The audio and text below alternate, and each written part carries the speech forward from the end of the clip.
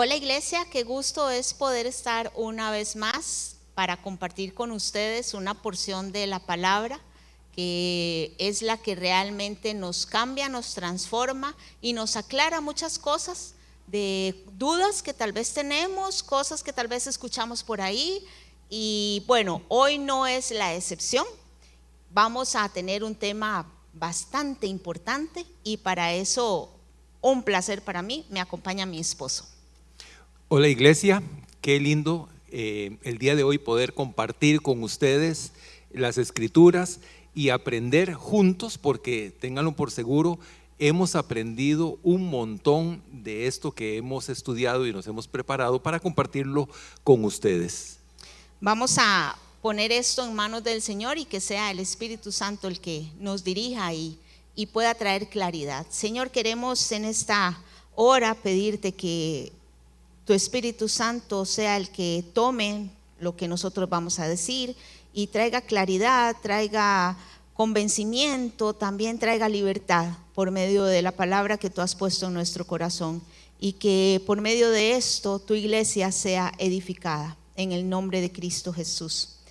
Sobre este tema, iglesia, que hoy vamos a enseñar, porque en realidad lo que vamos a hacer es una enseñanza. Sobre este tema se han escrito algunos libros, algunas cosas, se han predicado bastantes cosas, y no es la excepción que esto desde un principio se ha dado, y estamos convencidos de que esto continuará dándose. Y como estamos estudiando los evangelios sinópticos, este tema se encuentra en los tres evangelios. Se encuentra en Mateo, se encuentra en Marcos y se encuentra en Lucas. Y en Mateo se encuentra en el capítulo 19, del versículo 1 al 9. En Marcos se encuentra en el capítulo 9, del versículo 43 al 48. Y Lucas lo menciona en una pequeña porción del capítulo 16 y versículo 18. Pero nosotros hoy escogimos la parte de Mateo y vamos a estar en el capítulo 19, versículos del 1 al 9. ¿Y por qué escogimos esta porción y qué es lo que hoy nos va a enseñar la palabra de Dios? Bueno, iglesia, escogimos esta porción de la palabra porque es la que tiene más detalles, tiene más riqueza, es más amplio que los dos anteriores evangelios que citamos, el de Lucas y el de Marcos. Este es todavía más amplio, y el día de hoy quisimos hacerlo de una manera un poquito diferente, presentando esta porción de las escrituras en dos tractos, porque en el primer tracto sucede algo muy interesante que queremos desarrollar y dejar claro para ustedes, y en el segundo sucede otro evento igualmente importante, y queríamos también desarrollarlo como uno todo, pero haciendo un hincapié muy especial en eso.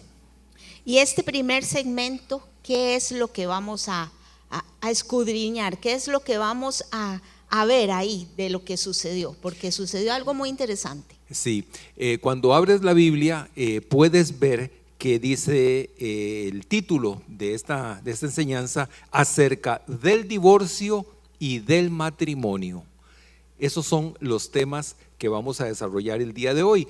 Y quiero leer para ustedes esta primera porción, este primer segmento que está en Mateo 19, de los versículos 1 al 6. Lo voy a leer en Reina Valera 60, ya que ahí fue donde yo encontré más detalles dignos de poder resaltar y poder compartir con ustedes.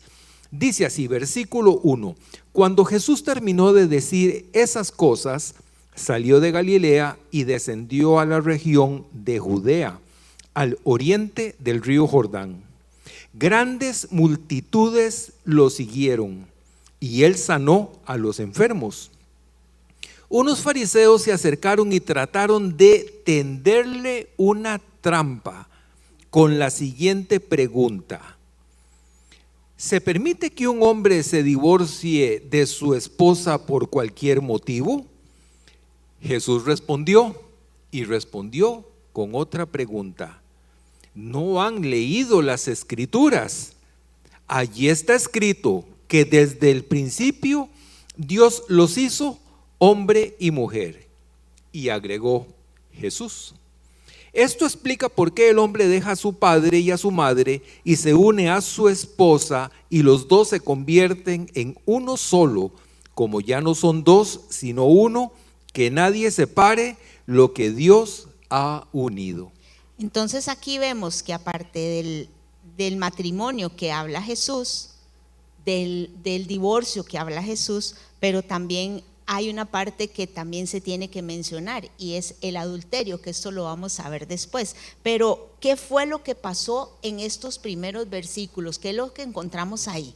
Bueno, lo primero que encontramos una gran cantidad de cosas, pero lo primero que vemos, lo primero que notamos es una confrontación más de las que tuvo Jesús. Jesús tuvo muchísimas confrontaciones con los fariseos y esta es una más, y los fariseos venían con las peores intenciones, hacerlo caer en cualquier detalle que él no les pareciera. Ellos lo podían convertir en un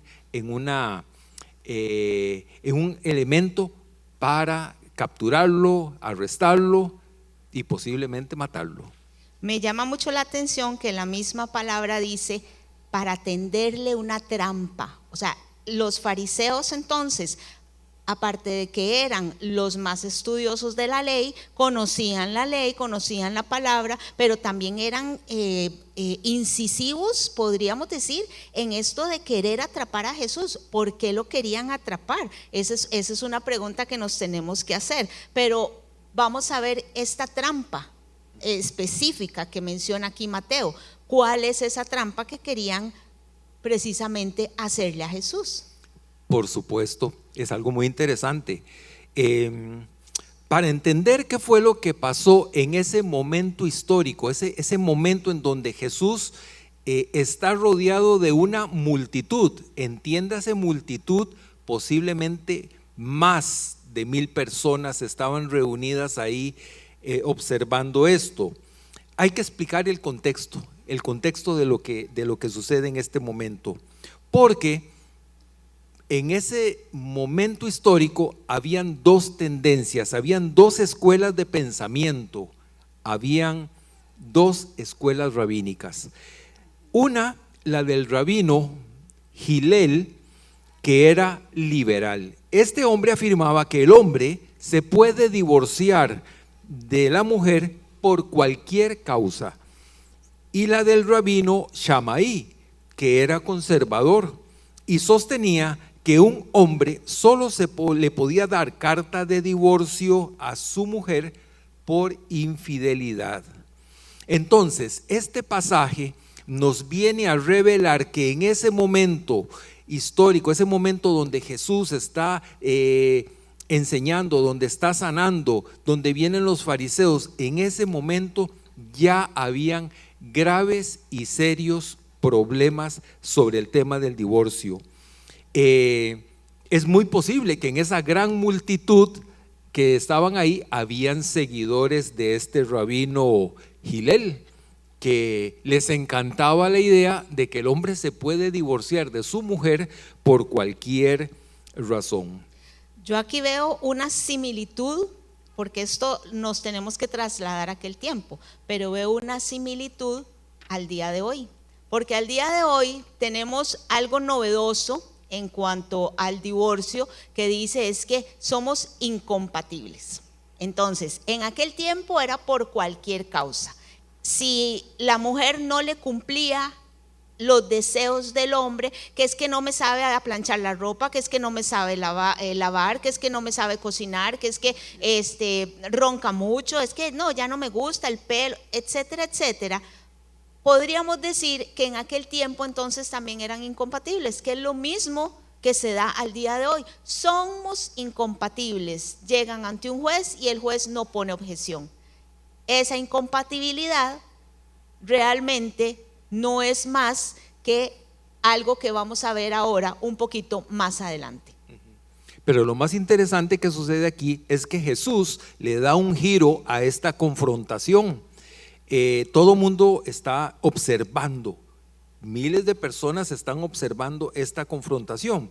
Y él da este giro muy interesante con los fariseos porque les hace una pregunta, los deja expuestos. Podría decir yo que es sarcástico. Claro, es que también si él contestaba o se iba hacia un lado o hacia el otro, claro, ahí ellos decían, aquí está, cayó en nuestra trampa. Es correcto. Y entonces lo que ellos querían obviamente era quitar a Jesús de en medio de su camino. Y con esta respuesta que ellos supuestamente querían que Jesús diera, ahí lo iban entonces a atrapar, ¿verdad? Pero definitivamente Jesús, que conocía todos los pensamientos y todas las cosas, viene a hacer lo que vamos a ver ahorita. Sí, totalmente. Jesús les responde de inmediato con una pregunta. ¿No han leído ustedes las Escrituras? Si usted comprende bien esa pregunta, les está diciendo a los más, la gente que sabía muchísimo más de todo el pueblo judío, de todo ese pueblo, ellos eran los que estudiaban las Escrituras y se las sabían de memoria, al revés y al derecho. Y preguntarle a ellos que si no han leído las Escrituras, pues tiene una connotación ahí como picante, ¿verdad? Como que les devuelvo el golpe. Yo sé a lo que ustedes vienen, entonces van a ver lo que les va a pasar. Más o menos como por ahí va esa confrontación. Les pregunta a los que se supone que saben. Imagínense ustedes esta escena, la multitud rodeando, la multitud viendo como que se va a desatar como un pleito ahí, pero es un pleito teológico lo que se desarrolla en ese momento. Yo me imagino la tensión que había en el ambiente, un silencio sepulcral, se podía oír donde caía un alfiler de la tensión que posiblemente sucedía ahí. Y hay otro elemento muy interesante. En lugar de caer en esa trampa, Jesús lo que hace es que sale en defensa del matrimonio, no en defensa del divorcio. Y vea usted qué interesante, porque cita, hoy lo podemos encontrar nosotros en Génesis 1:27. Dios los hizo hombre y mujer, y luego cita algo que podemos el día de hoy encontrar en las Escrituras en Génesis 2:24. Dice: por eso deja el hombre a su padre y a su madre y se une a su esposa y los dos se convierten en uno solo. Este es la base, el fundamento de lo que es un matrimonio. Ese es el inicio, los fundamentos sobre los cuales se establece un matrimonio. Y él sale en defensa de eso, no en defensa ni a darle la razón a nadie sobre el tema del divorcio. Jesús reafirmó que el diseño del matrimonio no es una creación humana, es una creación divina. Así es, y me llama mucho la atención porque estos fariseos, ellos no se dan por satisfechos con esa respuesta, sino que aquí todavía sucede algo más. ¿Qué es lo que pasa aquí en esta escena? Sí, como no están satisfechos, como no pudieron agarrarlo, entonces recuerdan, les mencionamos que íbamos a tratar este tema en 2 segmentos. El segundo segmento se pone todavía mejor que el primero. Voy a leer para ustedes, igual en Reina Valera 60. Entonces preguntaron: ¿por qué dice Moisés en la ley que un hombre podría darle a su esposa un aviso de divorcio por escrito y despedirla? Jesús contestó: Moisés permitió el divorcio solo como una concesión ante la dureza del corazón de ustedes. No fue la intención original de Dios. Y les digo lo siguiente: el que se divorcia de su esposa y se casa con otra comete adulterio, a menos que la esposa le haya sido infiel. Ve qué bandidos estos fariseos, porque se las Malos. sabían de todas. Le mencionan un personaje que para ellos es esencial en la vida de este pueblo, y se lo mencionan a Jesús. ¿Por qué es que los fariseos le mencionan a Moisés? Muy posiblemente le mencionan a Moisés debido a que Moisés tenía un estatus en la cultura judía muy alto. A él se le habían dado pues la ley, y lo que él había escrito por intervención de Dios, eso era lo que ellos adoraban, eso era lo que ellos respetaban, y hacer cualquier comentario contrario a Moisés perfectamente lo podían haber acusado de blasfemo. Eso es lo que sucede en ese campo. Entonces, lo que a continuación sucede es que sabiendo los fariseos todos los detalles sobre Moisés, pero Jesús entendiendo por qué Moisés hizo eso, es que yo estoy completamente seguro que Jesús estaba ahí cuando a Moisés se le dio esas instrucciones. Él es Dios y él estaba ahí presente. Moisés tuvo que regular la desordenada y caótica práctica del divorcio que existía en esos 3 millones de personas que salieron de Egipto y se fueron a vivir 40 años al desierto, llenos de costumbres, mezclas de costumbres, además de el ser pecaminoso que tienen las personas. Ellos estaban viviendo un caos, un desorden completo en esto.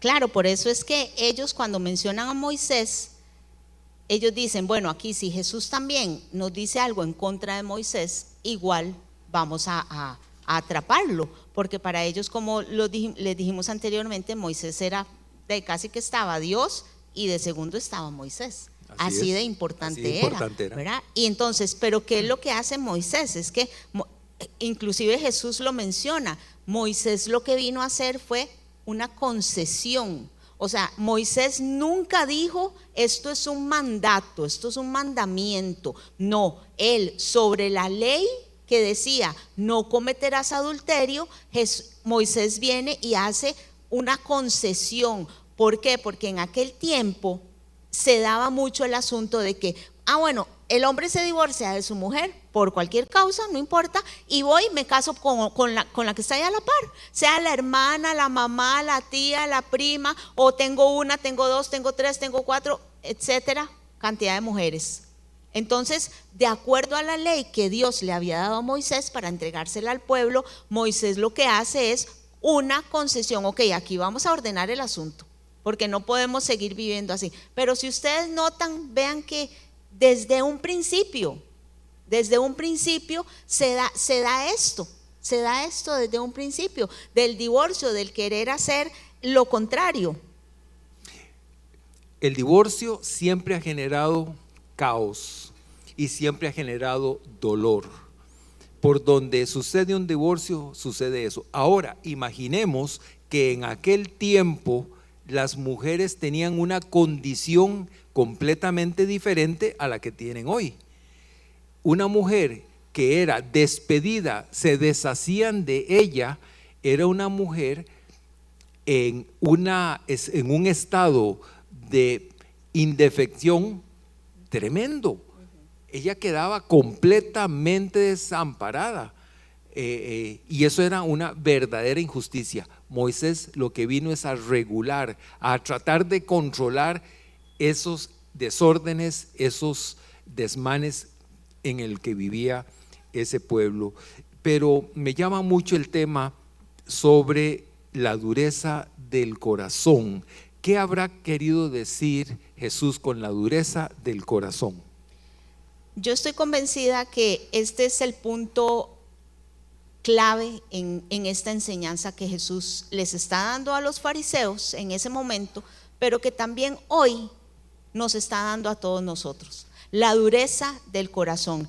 Y quiero empezar diciendo que a raíz de la caída del hombre, a raíz de cuando cayeron en pecado, aquellas dos personas creadas en el paraíso, en una condición de perfección, Adán y Eva, cuando ellos cayeron en pecado, ahí inició la dureza del corazón. Es a consecuencia de eso que el corazón del hombre se endurece. Nosotros por sí mismos no podemos endurecer nuestros corazones porque fuimos creados a la imagen y semejanza de Dios. Y Dios no tiene su corazón endurecido, todo lo contrario. Dios está lleno de gracia y está lleno de misericordia, pero a raíz del pecado estamos convencidos que el corazón del hombre se endureció. Y para entender un poquito y tener más claridad con respecto a este término dureza del corazón, porque a veces decimos, es que tiene el corazón endurecido. Bueno, pero ¿qué quiere decir eso? A veces nosotros pensamos eso. ¿Qué quiere decir que tiene el corazón endurecido? Les voy a mencionar 4 características que hemos ido viendo a través de los años que tenemos de trabajar, porque aquí estamos hablando puntualmente a matrimonios, a parejas, a personas que ya han vivido este proceso, y en la experiencia hemos visto, hemos palpado estas 4 características de un corazón endurecido, porque con solo uno en la pareja que tenga su corazón endurecido basta para sacar el as que tenemos a veces debajo de la manga, que es la carta que dice divorcio. Y el primer punto que quiero que veamos con respecto a la dureza del corazón es que hay un impedimento para llevar a cabo la determinación de Dios. Aquí quiero mencionarles 4 aspectos en este punto, porque la determinación de Dios, Jesús se los menciona a los fariseos. Jesús les dice que era un hombre y una mujer. Quiere decir que la determinación de Dios para el matrimonio se basa en una pareja, un hombre y una mujer. No se basa en un hombre con un montón de mujeres, no se basa en una mujer con un montón de hombres, no, solamente un hombre y una mujer. Aparte de eso, también Jesús les menciona a ellos que dejará el hombre a su padre y a su madre, se unirá a su mujer y los dos serán una sola carne. Quiere decir que hay una cultura que ya nosotros tenemos que hacer nueva, pero también la dureza del corazón a veces impide que nosotros hagamos esta cultura y queremos seguir con la cultura que traemos de nuestra vida de solteros, de nuestra casa, de nuestros padres, de nuestra estructura original. El tercer punto, hay una convivencia y hay una entrega mutua, pero con el corazón endurecido hay un impedimento para esto. No nos entregamos el uno al otro, no nos entregamos. Y se rompe la unidad que estableció Dios para el matrimonio. Dios estableció que se unen y los dos serán una sola carne. Cuando el corazón está endurecido, existe ese impedimento. El segundo punto que les quiero mencionar es que definitivamente hay un problema gravísimo a nivel espiritual y es la rebeldía contra Dios. Cuando un corazón está endurecido, no quiere hacer lo que Dios estableció para el matrimonio, que lo encontramos en su palabra. Ahí es donde está. Algunos matrimonios ni tan siquiera saben cuál es el diseño de Dios para el matrimonio. A veces el hombre no sabe cuál es su rol, a veces la mujer no sabe cuál es su rol. Y esto porque hay rebeldía. Eso lo ocasiona la dureza del corazón. El otro punto es la intolerancia, la falta de capacidad para aceptar a mi cónyuge con las diferencias que tiene, porque somos diferentes. 2 personas iguales no pueden vivir juntas. Tenemos que ser diferentes para poder establecer un complemento, porque si viven 2 personas juntas lo que hacen es competir, y en un matrimonio no se compite, en un matrimonio se complementan. Pero el corazón endurecido hace que las diferencias que yo vea en mi cónyuge, yo esté siempre a la defensiva, yo esté siempre en contra de esas diferencias, yo esté siempre señalando, yo esté siempre apuntando. Eso es una evidencia de la dureza del corazón. Y por último, en la conciencia como que se le hace un callo a la persona. Y esto es lo más grave tal vez de un corazón endurecido, porque este callo le impide aplicar la gracia que Jesús aplicó en nuestras vidas cuando nos salvó, cuando nos perdonó, cuando nos amó. Y es que precisamente hay un impedimento con respecto a perdonar, con respecto a respetar y con respecto a amar. Creemos que todo es liviano, que todo tiene que ser muy suave. Yo perdono, sí, ay, sí, está bien, sí, mi amor, perdón. Y con esa frase muchos se escudan y dicen, es que yo ya perdoné, pero la evidencia de ese perdón, ¿cuál es? ¿Realmente hay un respeto mutuo? ¿Realmente hay un amor, como dice Pablo en Corintios, que todo lo soporta, que todo lo espera, que todo lo aguanta, que todo lo tolera? ¿O el amor es cuando estamos bien te amo, pero algo que no me gusta, ya ese amor cambia? Cuando nosotros vemos estas evidencias, y creo que hay un poco más, pero quisimos resumirlas en estas 4. Cuando vemos estas evidencias, entonces lo que vemos es precisamente un corazón endurecido. Y creo que Jesús eso es lo que más ataca. Un corazón endurecido en esta enseñanza que les da a los fariseos y que nos da hoy en día a nosotros. Pero entonces, ¿qué podemos hacer nosotros? Porque esto del divorcio, esto de las relaciones, estamos seguros que siempre va a existir. Y como dice la palabra, que más bien la maldad va en aumento, el endurecimiento del corazón va en aumento. Pero estoy segura que nosotros, los que amamos a Dios, podemos hacer algo con respecto a esto. Definitivamente. 3 cosas podemos rescatar de esta enseñanza. La primera, como ya lo mencionaste, el divorcio siempre ha existido. Moisés tuvo que lidiar con el divorcio, tuvo que regularlo, tuvo que hacer una norma, tuvo que ver qué hacía ante el desorden, el caos, el descontrol que existía en ese momento. Jesús pasó exactamente por lo mismo. Él todos los días veía a hombres deshaciéndose de sus esposas por cualquier motivo, ya sea por codicia, por lascivia, por lo que fuera, por caprichos infantiles. Un hombre se podía deshacer de su mujer por cualquier cosa. Nada más doloroso en ese tiempo que una mujer quedara desprotegida por el tipo de cultura, sociedad en la que ellos vivían. El divorcio es sinónimo de caos y es sinónimo de dolor para todos, para los que se divorcian, para los hijos, para la familia, para la sociedad. Es un caos cada vez que hay un divorcio.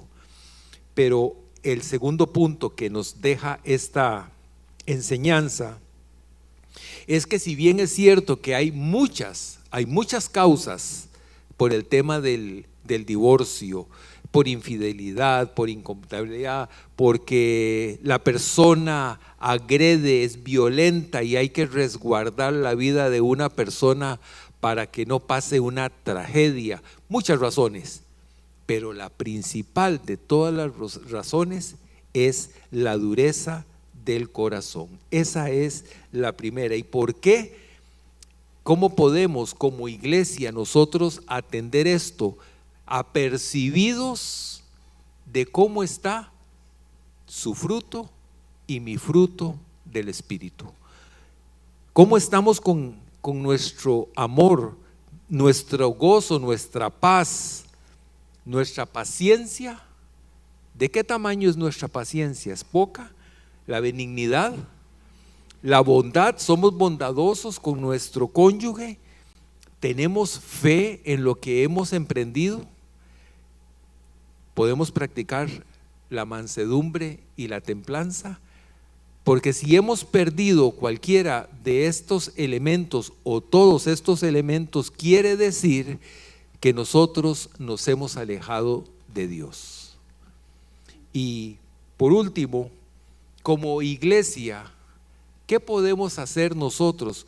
Porque la población entre nosotros es grande, de personas que ya se divorciaron, otros que están en proceso de divorcio, algunos que en una segunda oportunidad buscaron cómo rehacer su vida y casarse. Pues muy sencillo, esta iglesia recibe con amor y con misericordia a todas las personas. Dios vino no por los que están sanos, sino por los que están enfermos. Y el día de hoy nosotros quisiéramos elevar una oración para cerrar este tiempo de enseñanza a favor de todas aquellas personas que han pasado por este tema, que han sufrido y que les ha dolido profundamente, que ha dejado heridas emocionales graves.